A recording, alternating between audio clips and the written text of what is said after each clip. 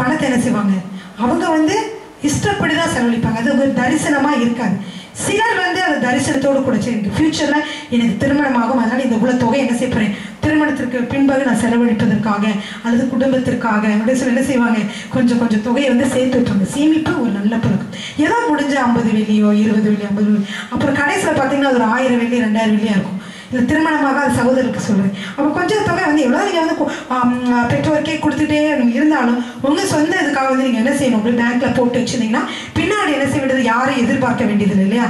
அதை மாதிரி வந்து நீங்கள் வந்து ஒரு சில குறிக்கோள் வந்து எப்படி இருக்குது, குறிக்கோளோடு இருக்கும் பொழுது இது ரொம்ப நன்றாக இருக்கும். குறிக்கோள்னா என்ன சொல்லணும்னா தரிசனத்தை நான் சொல்கிறேன். இல்லையா, அப்போ தரிசனம் ஒவ்வொருவருக்கும் வேண்டியதாக இருக்குது. நீங்கள் கேளுங்க, ஆண்டவர்கிட்ட என்னோட தரிசனம். இப்போ சரி, இப்போ ஒரு பிரதர் இருக்கிறாரு, அவருக்கு வந்து பாட்டு பாடணும் அப்படின்னு ஆசை இருந்தால், பாடணும்னு ஆசை இருந்தால் என்ன செய்வாங்க, அதோட பாடணும் ஆசையோடு விட்டுருவாங்களா? இல்லை, நிறைய பாடல்கள் என்ன செய்வாங்க, கேட்பாங்க. யூடியூப்பில் கேட்பாங்க, எங்கே சிடி கிடச்சா உடனே வாங்கிட்டு வந்து கேட்பாங்க.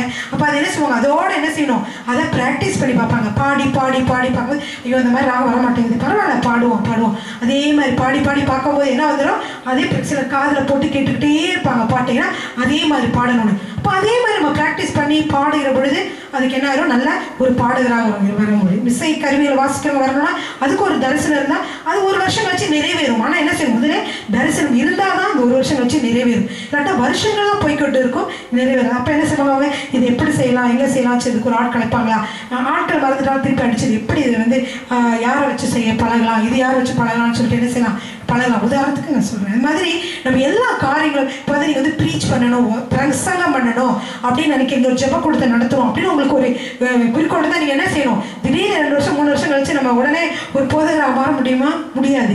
இப்போ இருந்தால் நீங்கள் என்ன செய்யணும், வேதத்தை வாசிக்கிற பொழுது நல்லா வாசிச்சு டெய்லி நான் வாசிக்கணும், இதில் என்ன கருத்து சொல்லியிருக்கு, இதில் என்ன கருத்து சொல்லியிருக்கு, ஆண்டவரே என்னோட பேசுங்கன்னு சொல்லி என்ன செய்யணும், நீங்கள்லாம் செய்கிற பொழுது நீங்கள் என்ன செய்யணும், பின்னாடி ஃபியூச்சரில் அருமையாக பிரசங்கம் பண்ணுகிற ஒரு போதகர்களாக நீங்கள் மாற முடியும், எவாஞ்சலிஸ்டாக மாற முடியும். வசனத்தை மக்கள்கிட்ட சொல்லணும்னா கூட என்ன வேணும், ஒரு தைரியமோ அழகாக எடுத்து சொல்கிற ஒரு ஸ்பாவம் வேணும் இல்லையா. அதனால நீங்கள் அப்படிப்பட்ட சூழ்நிலைக்கு நீங்கள் வந்து வளர வேண்டும் என்று நாங்கள்லாம் விரும்புகிறோம். ஹல்லேலூயா. ஒவ்வொருவரும் அந்த மாதிரி விரும்புங்க. எல்லாருமே ஆண்டவர் வந்து சிலருக்கு பல தாளந்தைகளை கொடுத்து கர்த்தர் அழைத்திருப்பார். எல்லாருமே என்ன செய்ய வேண்டும், நம்ம சுவிசேஷத்தை சொல்வதற்கு அழைக்கப்பட்டிருக்கிறோம். அப்போ எல்லாருமே நான் என்ன எனக்கு ஒரு தாளந்தில்னு யாருமே சொல்ல முடியாது. கர்த்தர் எல்லாத்துக்கும் தாளந்தை கொடுத்திருக்கிறார். ஹல்லேலூயா. ஒரு சகோதரி அருமையாக ஒரு பிரசங்கம் பண்ணாங்க. அந்த பிரசங்கம் வந்து ரொம்ப பிடிச்சிருந்துச்சு. ஆனால் அது வித்தியாசமான பிரசங்கம் தான். அது என்னன்னு சொல்லி பார்த்தீங்கன்னா வந்து நம்ம வந்து செய்த காரியங்களே எத்தனையோ காரியங்கள் இருக்குது. செய்த காரியங்களை தவற செய்தால் ஆண்டுட்டு என்ன செய்கிறோம், மன்னிப்பு கேட்கிறோம். ஆனால் செய்ய தவறிய காரியங்கள் அப்படின்னு சொல்லி பிரசங்கம், செய்ய தவறிய காரியங்கள் நம்முடைய வாழ்க்கையில் எவ்வளோ இருக்கு. அதனால வந்து கர்த்தர் வந்து ஆக்கினை தீர்ப்பு நமக்கு கொடுக்க மாட்டார். ஆனால் நம்ம நல்ல நல்ல நன்மைகளை என்ன செய்திருப்போம், இழந்திருப்போம். ஹல்லேலூயா. அதனால ஆண்டவர்கிட்ட சொல்லுங்க, ஆண்டவரே என்ன காரியங்களை சரியாக செய்யணும்ட்டு. இப்போ கணவன் மனைவி கல்யாணம் முடிச்சிருக்காங்க, ஒரு 10 வருஷம் வரைக்கும் சண்டை கிட்ட போட்டுக்கிட்டு மூஞ்சி தூக்கிட்டு வச்சுருந்தாங்கன்னா அப்புறமா வந்து அவங்க இந்த எவ்வளோ சந்தோஷம் இருந்தாலும் இந்த இளமை கால சந்தோஷத்தை என்ன செய்திருவாங்க, அவங்க இழந்து விடுவார்கள் இல்லையா. அதனால அந்த இளமையான காலங்களில் இந்த ஏற்ற நேரங்களை நம்ம என்னென்ன செய்யணும், அந்த காரியங்களை என்ன செய்ய வேண்டியிருக்கு, நம்ம வந்து சரியாக செய்ய வேண்டியது இருக்குது. அதை இழந்து போன காரியங்கள், சரியாக காரியங்கள் வந்து பார்த்தீங்கன்னா உங்கள் நண்பர்கள் இருப்பாங்க, உங்களுக்கு உதவி செய்திருப்பாங்க, அவங்களுக்கு நன்றி சொல்ல மறந்துருப்பீங்க. நன்றி வந்து நம்ம அடிக்கடி மறக்கிற ஒன்றாக இருக்குது இல்லையா. எந்த நன்மை செய்ய நம்ம வந்து நன்றி வந்து சொல்லணும். அதுக்கப்புறம் அவங்க போட ஐயோ அந்த பிரதருக்கு நன்றி சொல்லலையே அப்படின்னு நம்ம இருக்கக்கூடாது. ஏதாவது ஒன்று உற்சாகப்படுத்தக்கூடிய வார்த்தைகள் உங்களுக்கு தோணுதா, பிரதர் இன்னைக்கு நீங்கள் நல்லா பாட்டு பாடுனீங்க அப்படின்னு சொல்ல தோணுதா, சொல்லிடணும். ஹல்லேலூயா. அதெல்லாம் நம்ம வந்து செய்ய வேண்டிய காரியங்களாம் நம்ம வந்து கரெக்டாக நம்ம வாழ்க்கையில் செய்து கொண்டே வரணும். இதெல்லாம் ஆவிக்குரிய வாழ்க்கையிலே உங்களுக்கு ஒரு அடுத்த ஸ்டெப் நீங்கள் யோசித்து பார்க்கணும். இனிமேல் வந்து இந்த பிரதர் ஒரு இடத்துல உட்காந்துருக்கீங்க, அப்போ அவங்ககிட்ட என்ன நீங்கள் சொல்கிறீங்க, ஐயோ நீங்கள் வந்து ஆண்டவர் உங்கள்கிட்ட ஏவிட்டே இருக்கிறாரு, நீங்கள் வந்து சத்தியத்தை சொல்லி விழிக்க ஆண்டரை பற்றி சொல்லலாம், அவர் கவலையோட மனம் முடிஞ்சிருக்கிறான். ஆனால் சொல்லுன்னு சொல்லும்போது நீங்கள் சொல்லவே இல்லைனா அப்புறம் வந்து ஏதாவது ஒரு ஆனதுக்கப்புறம் நீங்கள் அதுக்கப்புறம் ஐயோ அவன்கிட்ட சொல்லலையே நாங்கள் நினைக்கக்கூடாது. ஏன்னா இந்த மாதிரி 2-3 சம்பவங்கள் நடந்ததுக்கு ஒருத்தர் சொன்னார். எப்படின்னா ஒரு பையன் வந்து ஒரு ஆசிரியர் வாசல் நின்றுட்டு இருந்தார், அவனுடைய மாணவர் வந்து கடந்து சென்றாராம். கடந்து செல்லும்போது ஆண்டவர் சொன்னாராம், பா அவன்கிட்ட வந்து கடந்து போயிட்டு இருக்கும்போது ஹலோ பா நம்ம ஆசிரியர் விஷ் பண்ணோம்னா விஷ் பண்ணிட்டோம். ஆண்டவர் சொன்னாராம், இவன்கிட்ட நீ வந்து என்னை பற்றி சொல்லிடு. அப்போ அவர் சொல்லலை, என்னப்பா கிளாஸ்க்கு போகிற, என்னப்பா நல்லா படிக்கிறேன் அப்படின்னு கேட்டு என்ன அனுப்பிட்டார். ஆனால் திருப்பி வந்து வருவாருன்னு சொல்லிட்டு ஆண்டவர் சொல்லிட்டே இருந்தாராம், திருப்பி அவன்கிட்ட சொல்லி சொல்லு. அவர் சொல்லவே இல்லை, சொல்ல தவறிட்டார். ஆனால் என்னாச்சுன்னா அப்புறம் வந்து அவன் தூக்கு போட்டு இறந்து போனதாக வந்து கேள்விப்பட்டாங்க. ஏன்னா அவன் மனம் முடிஞ்சு மார்க் வந்து சரியாக எடுக்கலன்னு சொல்லிட்டு மனம் முடிஞ்சு போயிட்டு இருக்கான். அப்போ இவர் என்ன செஞ்சிருக்கணும், அட்லீஸ்ட் அவன் கூட அந்த ஆண்டவர் சொல்லும் போது பேசி இருந்தால் ஆண்டவரோட வசனங்களை அவனை பேசி உயிரோடு நம்ம இருக்கக்கூடிய அவசியத்தை அவனுக்கு உணர்த்திருக்கோம் இல்லையா? இது மாதிரி நிறைய பேர் வந்து அதுக்கப்புறம் ஐயோ அவங்ககிட்ட சொல்லலையே நம்ம நினச்சிட்டே இருப்போம், ஒரு ஆள்கிட்ட சொல்லணும். ஒரு வருஷம் வரைக்கும் நம்ம நினச்சிட்டே இருப்போம். கடைசியில் வந்து பார்த்தீங்கன்னா அவர் வந்து ஒரு வேளைக்கு இந்தியாவுக்கே போயிட்டார் வைங்க, அதுக்கப்புறம் நீங்கள் அவர்கிட்ட ஆண்டவரை பற்றி சொல்ல முடியுமா? இப்போ மனசுக்கு என்ன இருக்கும், வேதனையாக இருக்கும். அதனால் செய்ய வேண்டிய காரியங்களை தவறுதான் கர்த்தர்ட்ட மன்னிப்பு கேளுங்க. செய்ய தவறிய காரியங்களாக இருந்தால் கூட அதை நான் என்ன கருத்து செய்ய தவறிவிட்டேன், ஒருவேளை நீங்கள் செபிக்க மறந்துருக்கலாம், வேதம் வாசிக்க மறந்துருக்கலாம். ஆனால் என்ன செய்யுங்க, இனிமேல் அது என்ன செய்யுங்க, கரெக்டாக நீங்கள் செய்வதற்கு நீங்கள் என்ன செய்யணும், பிளான் பண்ணணும். இல்லையா? ஊழியத்தை செய்வதற்கு எப்பொழுதும் மக்கள் உள்ளவர்களாக இருக்கணும். நம்மளால் முடிந்த ஆத்துமாக்களை கொண்டு வந்து சேர்க்கணும், டாக்ஸ் மற்றவங்களுக்கு கொடுக்கணும். இதெல்லாம் காலம் கடந்து போன பிறகு பார்த்தீங்கன்னா நம்ம வந்து ஒன்றுமே என்ன செய்ய முடியாது, செய்யவே முடியாது இல்லையா? ஆனால் இதெல்லாம் திட்டம் வகுத்துக்கிட்டு நீங்கள் ப்ரேயர் பண்ணிவிட்டு நீங்கள் கேட்டிங்கன்னா தகுந்த ஆலோசனை பாஸ்டர் நானும் வந்து சொல்லுவோம், எப்படி வந்து நீங்கள் ஊழியத்தை செய்யணும்னு ஆசையாக இருக்குது சிஸ்டர், ஆனால் என்னால் செய்ய முடியும், ஜெப கொடுத்து போகணும் ஆசையாக இருக்குது, வீடு சந்திக்கணும்னு ஆசையாக இருக்குது, இதெல்லாம் முடியல அப்படின்னு கேட்டிங்கன்னா உங்களுக்கு வந்து நாங்கள் வந்து முடிந்த ஆலோசனைகளே நாங்கள் சொல்லுவோம். அல்லேலூயா. இதுதான் வந்து கர்த்தருக்காக நம்ம வந்து செய்கிற காரியங்கள். ஏன்னா ஆண்டவர் சொல்கிறாரு, கடைசி காலத்தில் வந்து 2 கூட்டத்தை வைப்பாங்க. ஒரு பக்கம் இடப்புறம், ஒரு பக்கம் வலப்புறம் பக்கம் நிற்க வைக்கிறார். அப்போ வலப்புறம் பக்கம் நிற்கிறவங்க பார்த்து ஆண்டவர் சொல்கிறார், முதல் இடப்புறம் இருக்கவங்களை பற்றி சொல்கிறாரு, நீங்கள் வந்து நீங்கள் வந்து எனக்கு வந்து என்னுடைய சித்தத்தை நீங்கள் வந்து செய்யவே இல்லை. இப்போ சித்தத்தை வந்து செய்யலாம், ஆனால் நீங்கள் கர்த்தாவே எனக்கு கூப்பிட்டீங்க, ஆனால் என்ன செய்யலை, என்னுடைய சித்தத்தை செய்யலை, அதனால அழுகையும் பால் கடிப்பும் இல்லை, இது நரகத்துக்கு போங்கன்னு ஆண்டவர் சொன்னாராம். ஆனால் ஒரு குரூப்பை பார்த்து சொன்னாராம், நீங்கள் வந்து கர்த்தருடைய சித்தத்தின்படி செய்தீங்க, அதனால நீங்கள் என்ன செய்யுங்க, என்னுடைய சந்தோஷத்துக்குள்ளே பிரவேசிங்கன்னு சொன்னாங்க. அதனால் நம்ம வாழ்க்கை பாதையில் நம்ம பார்க்கிற பொழுது கர்த்தருடைய சித்தம் என்று ஒன்று இருக்கும். ஒவ்வொரு வாழ்க்கையும் கர்த்தருடைய சித்தம் ஒன்று இருக்கும். ஆனால் நம்மளுடைய சித்தத்தின்படியே நம்ம நடந்து கொண்டு இருப்போம். எல்லாரும் அப்படி தானே? இப்போ என்னோட கர்த்தர் வந்து ஒரு பாஸ்டர் சொன்னார், 40 வருஷம் கழிச்சு அருமையான ஒரு உலகம் முழுவதிலும்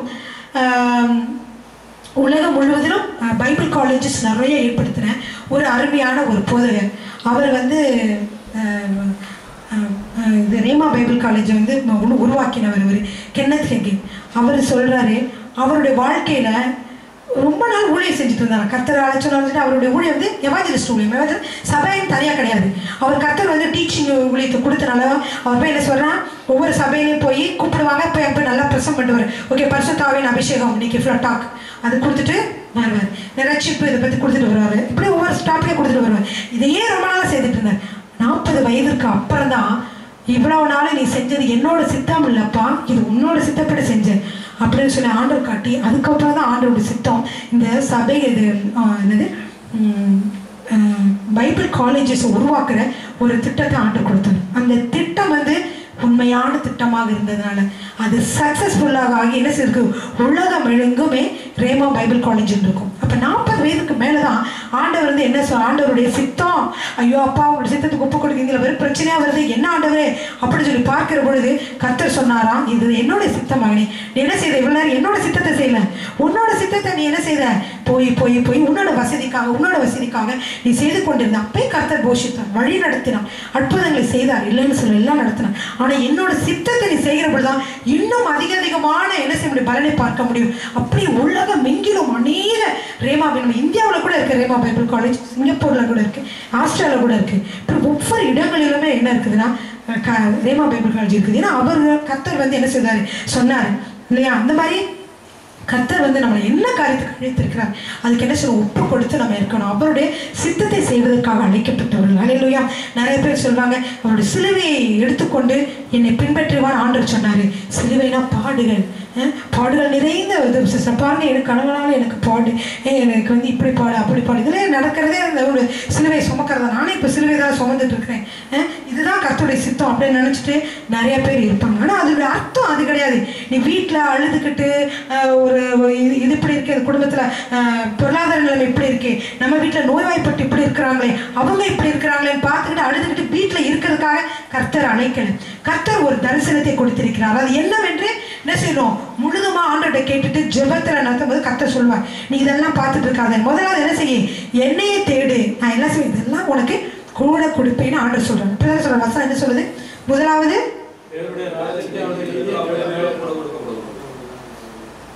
அதனால ஏன் இத்தனை போராட்டங்களா வந்துட்டு இருக்குன்னா கர்த்தரை நோக்கி பார்த்து கர்த்தரை முன்வைக்கதான்.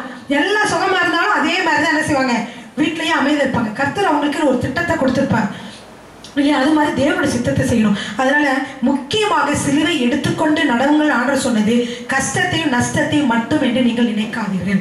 ஹல்லேலூயா. தேவனுடைய சித்தம் என்று ஒரு பொருளும் உண்டு. தேவன் இயேசு சொன்னாரு, தேவனுடைய சித்தத்தை செய்வதற்கே நான் அழைக்கப்பட்டேன். தேவனுடைய சித்தம் என்னது? சிலுவையை நான் எடுத்துக்கொண்டு நடக்க வேண்டும் என்று, மக்களுக்காக மரிக்க வேண்டும் என்று. அதே சித்தமும் உங்க வாழ்க்கையில இருக்குன்னு சொல்ல முடியாது. உங்களுக்கு பாடுகளை சுமந்துட்டு நீ அப்படியே வீட்டில் உட்காந்துருப்பான், வீட்டில் இருங்க. நீங்க அதையெல்லாம் மேற்கொண்டு நம்ம என்ன செய்ய வேண்டும்? கர்த்தருக்காக ஊழியங்களை செய்ய வேண்டும். ஹல்லேலூயா. அப்பொழுதுதான் கர்த்தர் என்ன செய்வார்? தேவனுடைய சித்தத்தை செய்கிறவர்களாக மாறுவீர்கள். ஹல்லேலூயா. இவர் கர்த்தர்கிட்ட நீங்க ஜெபம் பண்ணி கேட்கிற பொழுது கர்த்தர் சொல்வார், நீ என்னுடைய சித்தத்தின்படி செய். கர்த்தருடைய சித்தத்தை செய்வதற்கே நம்ம என்ன செய்யணும்? அழைக்கப்பட்டோம். இல்லைன்னா கர்த்தர் கடைசியில் என்ன சொல்வாரு?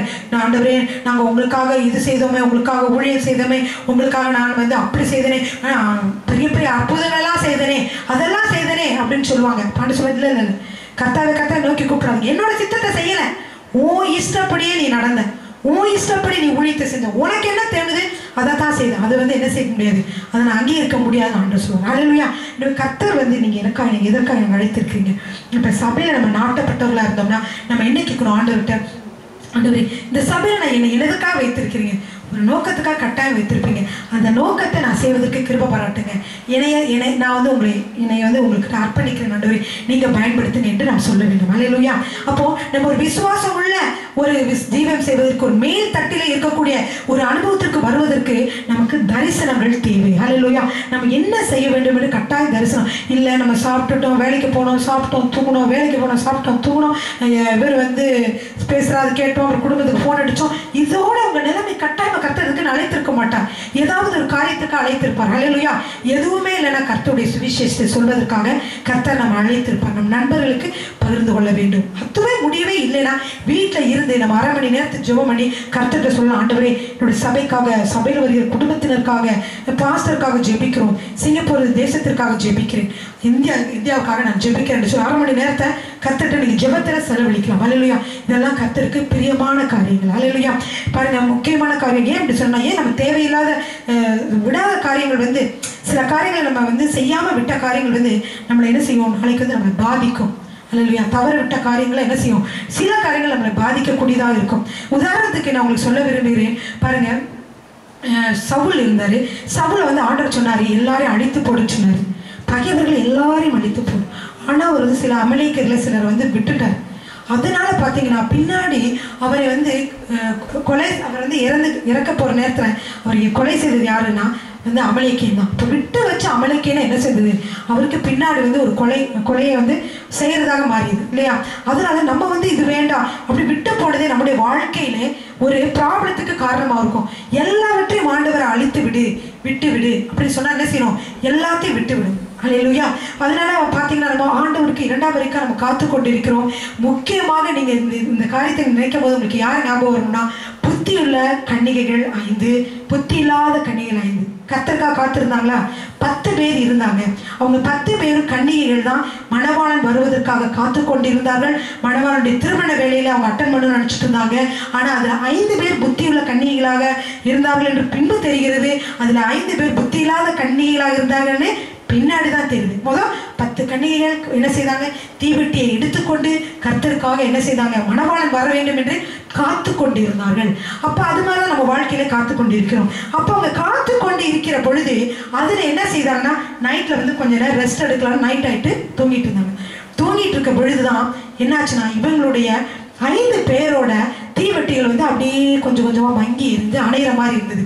இப்ப அணையிற மாதிரி இருந்தோன்னே அணைஞ்சே போயிடுச்சு. இப்போ அவங்க சொல்றாங்க, ஐயோ என்னாச்சு? இப்போ நம்ம அணைஞ்சிருச்சு. இந்த நேரத்துல இயேசு கிறிஸ்து வந்தார்னா, மணவாளன் வந்தார்னா நம்ம எப்படி எதிர்கொள்ள முடியும்? விளக்கு இருந்தாதான் அந்த இருட்டு நேரத்துல போக முடியும். எப்படி எதிர்கொள்ள முடியும்னு சொல்லிட்டாங்க. என்ன செஞ்சாங்கன்னா, போய் பக்கத்துல இந்த 5 பேர் என்ன செஞ்சாங்க தெரியுமா? அழகா எண்ணெயும் கொண்டு வந்திருந்தாங்க. என்ன கொண்டு வந்திருந்தாங்க? எண்ணெய். எதுக்கு எண்ணெய்? விளக்கு அணையாமல் இருப்பதற்கு. இப்ப விளக்கு அணையாமல் இருப்பதற்கு இவங்க புத்தியில கனிகள் 5 பேருமே கொண்டு வந்திருந்தாங்க. இப்ப இவங்க என்ன செஞ்சாங்க? புத்தி இல்லாத கனிகள் என்ன செஞ்சாங்க? நீங்களே சொல்லுங்க. என்ன கொண்டு வரல. அப்ப இவங்களை பார்த்து என்ன செஞ்சு சொல்லியிருப்பாங்க? இந்த கதை படிச்சிட்டீங்களா?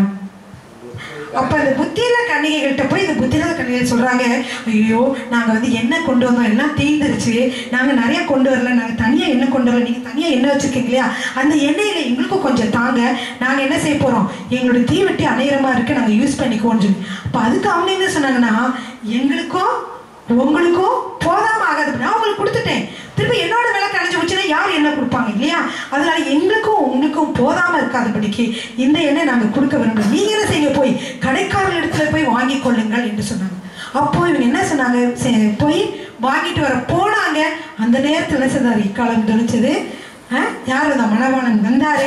மணவாளன் வந்த உடனே வாருங்கள் எல்லாரும் மணவாளனை எதிர்கொள்ள போவோம் சொல்லிட்டு போறாங்க. போனா யார் போறாங்க, இந்த புத்தியுள்ள 5 கன்னிகைகள் தான் போனாங்க. இல்லையா, இந்த 5 கன்னிகைகள் தான் புத்தியுள்ள கன்னிகைகளாக இருந்தாங்க. ஏன்னா அவங்க என்ன செய்திருந்தாங்க, தீவெட்டியோட கூட தீவெட்டிக்கு உதவக்கூடிய அந்த எண்ணெயும் கொண்டு வந்தாங்க. ஹல்லேலூயா.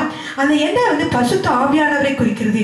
எப்பொழுதும் நம்ம பரிசுத்த ஆவியானவரை ஸ்தோத்திரம் பண்ணி துதிச்சு எல்லா நிலைமையிலும் துதிக்கிற பொழுது அவர் என்ன செய்வார், நம்மை பரிசுத்தப்படுத்தி நம்ம கரைதெல்லாம் நீங்க நம்ம கழுவி நம்ம என்ன செய்வார், உற்சாகப்படுத்தி நம்மளை வந்து நடத்துவார். ஹல்லேலூயா.